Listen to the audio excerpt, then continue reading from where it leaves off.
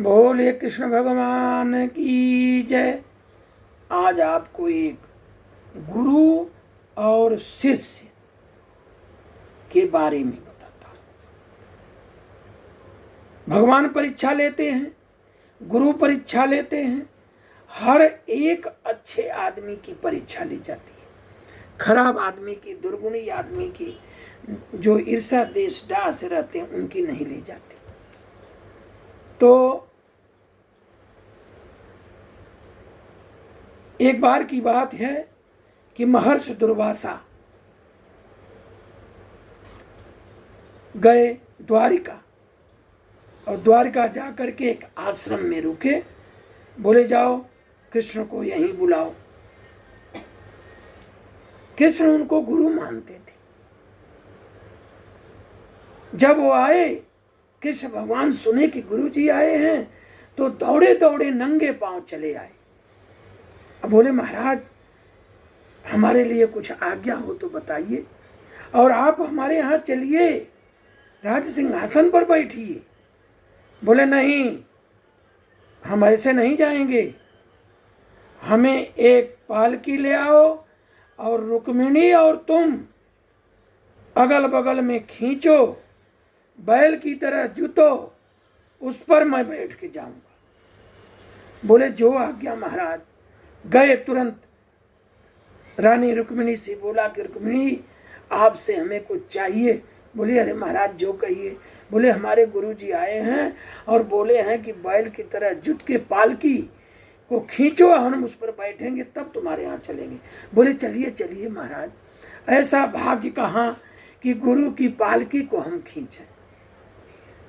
दोनों लोग आए, एक तरफ कृष्ण भगवान, दूसरे तरफ रुक्मिणी पालकी पर बैठे गुरु।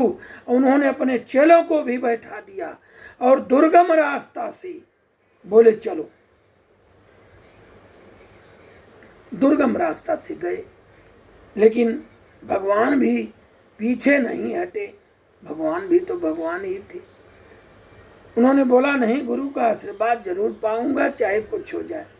जब वहां पहुंचे तो वहां 56 प्रकार का भोग तैयार था कि गुरु जी आए, गुरु जी आए। लेकिन उन्होंने कहा कुछ नहीं खाऊंगा, पहले तुम एक काम करो, खीर बनवाओ और उस खीर को खाऊंगा। खीर जब गर्म हुई, खूब उबली, इसके बाद बनी, उस खीर को खाए। अब बोले कि बाकी जो खीर है वो हमारी, जो ये हमारा जो बचा हुआ खीर है, उस खीर को उस खीर में डाल दो जहां से बनी है, और उसको अपने बदन पर पोतो। तुरंत उन्होंने सारे बदन पर पोता, लेकिन पैर छोड़ दिया। बोले पैर पर क्यों छोड़ दिए? बोले महाराज ये आपका जूठा प्रसाद है, तो हम उसको पैर पर कैसे लगावें? बोले बहुत बड़ी गलती किए हो, इसी पैर पर बाण लगेगा और तुम मर जाओगे। सारी शरीर तुम्हारी वज्र की हो गई। मैं गुरु हूं, तुमको मैं कुछ देने आया था, लेकिन तुम पैर पर नहीं लगाए।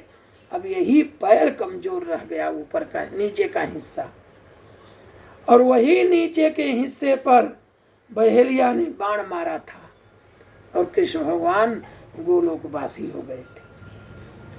ये होती है गुरु परीक्षा, और जो इतनी परीक्षा में पास होता है तब जाके वो कुछ पाता है।